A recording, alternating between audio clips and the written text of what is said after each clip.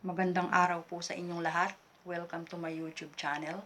Ngayong araw po na ito ay ituturo ko po sa inyo ang iba't ibang klase ng karayom na ginagamit po sa pagtatahi po ng cross stitch. Ang karayom po na ito ay hindi po katulad nung panahi natin ng damit na matalas yung dulo. Yung karayom po ng cross stitch ay pabilog po yung dulo niyan. Para kapag itinusok po natin dun sa may aidaklot, hindi po ito masisira. At may iba-iba pong size ang karayom ng cross stitch. Nagsisimula po ito sa size 18, 20, 22, 24, 26, 28.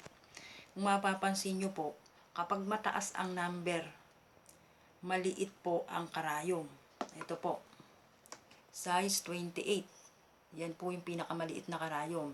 Ito naman po yung size 18, maliit lang po yung number niya, pero yan po yung pinakamalaking karayom. Ang masasuggest ko lang po, ako po kasi pag nagko-cross stitch, ang ginagamit ko pong karayom ay size 22. Ito po, size 24 at saka yung size 26. Kasi yung butas po ng karayom na yan, medyo malaki na po. Madali na rin pong isuot yung sinulid. Pero kung gagamit naman po kayo ng maliit na karayom, wala naman pong problema. Itong karayom po nito, ang pinakamaliit, size 28. Kasi may nabibili naman pong needle threader. Ito po. Ito po yung ginagamit para mas mabilis po nating maisuot yung sinulid dito sa pinakamaliit na karayom. Ayan po. Sana po may natutunan po kayo sa video na ito. At kung may mga tanong po pala kayo, pwede nyo pong isulat dyan sa ibaba para masagot ko po.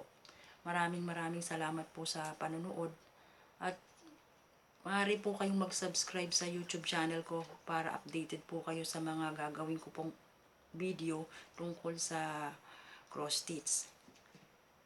God bless you all po.